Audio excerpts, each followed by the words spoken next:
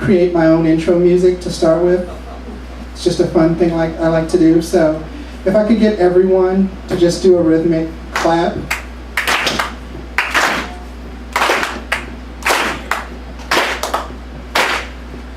You're behind.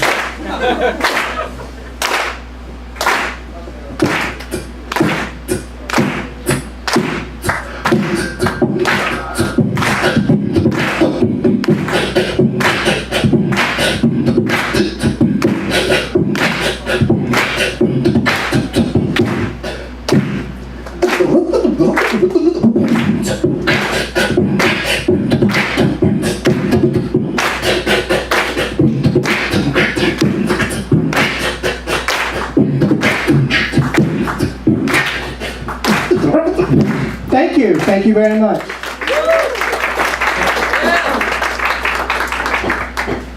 My name is Violet Gray, and in case you haven't guessed yet, I am what you call gender variant. Give it up for me. Gender fluid. In my younger days, I had a lot of fun with it. I remember one time I was in this club, and this guy came up to me, and he gets close in my ear and he says, "Hi, my name is Joe.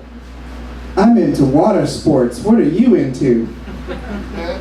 And I got close in his ear and I went, "Cross-dressing."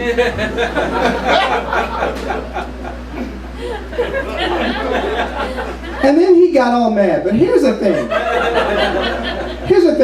He told me that he was into water sports. Does anybody here know what water sports is? For those of you who don't have the internet, water sports is code for a pee fetish. He was ready to give me the R. Kelly special a minute ago, and then I told him that I was gender fluid, and he got all mad at me, like I'm wrong. He was like, "You're what?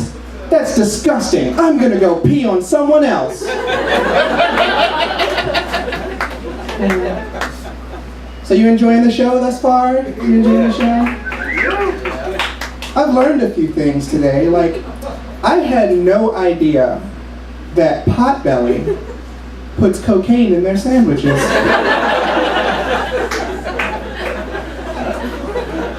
I learned that today.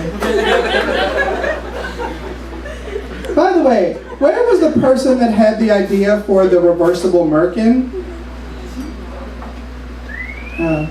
Oh, she was sitting there. Right here. Oh, is that you? Yeah. Does anybody here not know what a merkin is? Okay, for those of you who don't have the internet, a merkin is like a weave for your hoo-ha, which I thought was really interesting because you thought about a reversible, like daytime and nighttime. I don't really think that's going to be an issue. I don't think a guy's going to sleep with you and go, "Wait a minute, that's daytime vaginal hair." But he might. He might, if he's really particular. But anyway, so you wouldn't believe some of the things that guys have said to me. I've been walking down Pratt Street one time, and there were these guys that were loading something onto a truck, and as I walked by, one of them was like, "Damn, shorty, I want to spread your legs like pages and read between the lines with my tongue like an encyclopedia." So I'm dating now, is the point of that joke. No, I'm just kidding. He was like, "I want to spread your legs like pages and read between the lines with my tongue like an encyclopedia." I was like, I don't think this is literature you'd be interested in. Not really an encyclopedia so much as a pop-up book.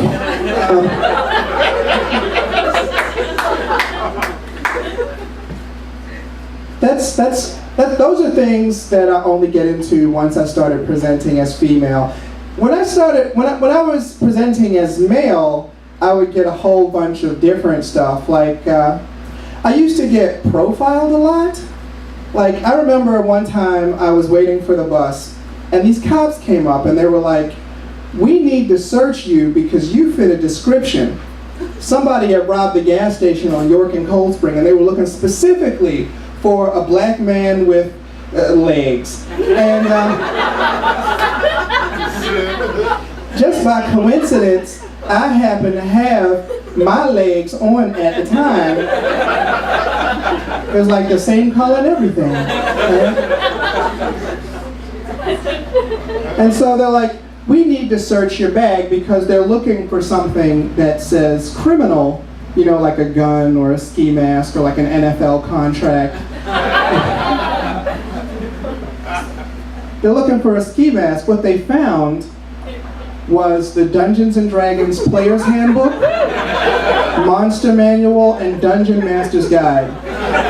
No bullshit, the cop zips the bag back up, turns to his mom and goes, yeah, it wasn't his ass. And then they gave me a wedgie and took my lunch money. Okay, quick Dungeons and Dragons story. So, I used to work at an auto parts warehouse, and it was just me and like, I was the only nerd there. It's just like me and 8 goon dudes, just 8 thugs. I don't know why 8 thugs were working in an auto parts warehouse. I don't know if they were trying to steal a car in installments, but I brought my Dungeons and Dragons book because that's how you make friends with scary guys. And one of them was curious. He goes, yo man, what is that? And at first I thought he was talking about reading, but no, he could read already. He was talking about the contents of the book. And so I started telling him about Dungeons and Dragons. I was like, okay, so you make a character, and then you take these dice, and he was hooked once I said dice. And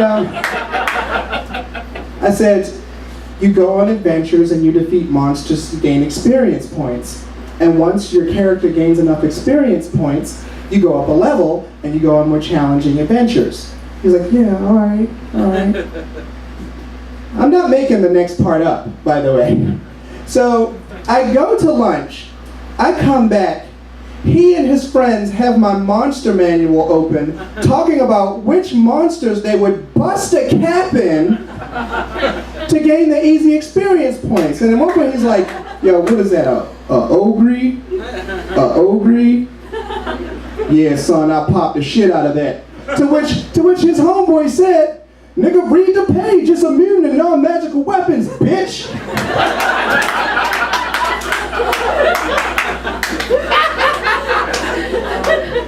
So that guy's our wizard.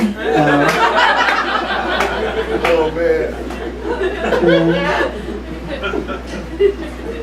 I don't know.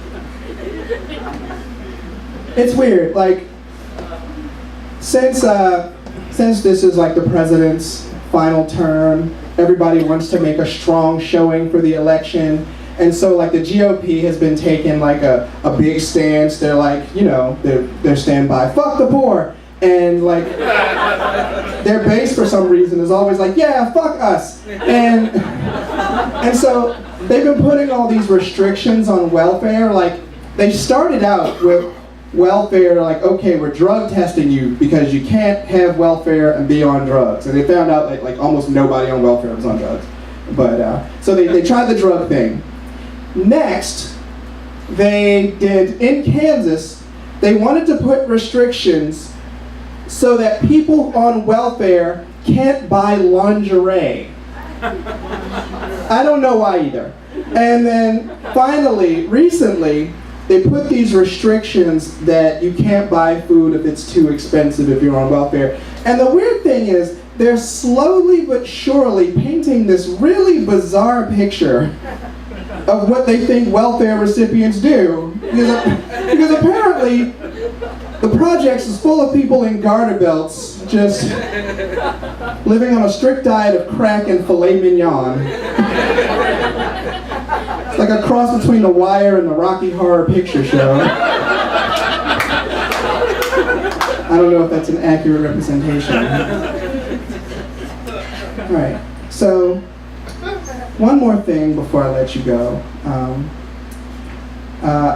I go to the Renaissance Fair. Anybody ever been to the Renaissance Fair? This is how much of a nerd I am. I go to the Renaissance Fair every day of every weekend of the whole season. That's not like a setup to a joke or anything. If you're ever at the Renaissance Festival, please come say hi to me. Just ask for the black one. So, I go to the Renaissance Fair in costume because who needs to date? And I had this guy come up and he's dressed like a Scottish warrior and he's like, hey, my name's Angus, I'm from the MacGregor clan. What clan are you from? I was like, what clan am I from? Now I don't know how well you all can see me, but finding a black person in 16th century Scotland's kind of like finding an open condom at a Star Trek convention. Oh, that was too much?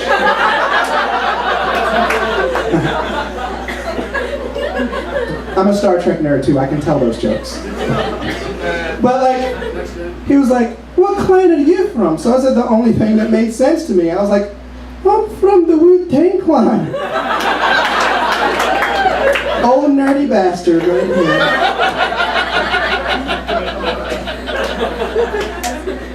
Okay, so far we've learned that I play Dungeons and Dragons and that I go to the Renaissance Fair, but none of that is actually the nerdiest thing I do. I am what you call a LARPer.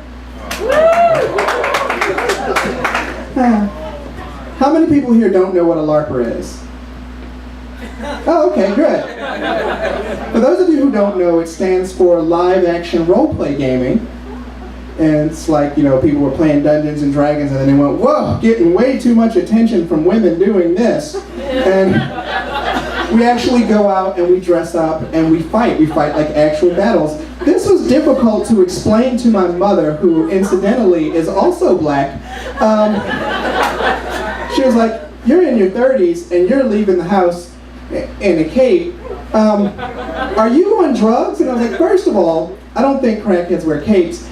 And second of all, no, it's fun. It's like paintball taken back a couple centuries. We go out and we have fun. And she's like, yeah, listen, we have family coming over. So if anybody asks, could you just tell them you're on drugs? Because that is less embarrassing than what I just heard. So I told that joke at a comedy club, and afterwards, this guy came up to me and he said, you know it wasn't no black people around that historical time period, right? I was like, really? The one with dragons and wizards, that historical time period?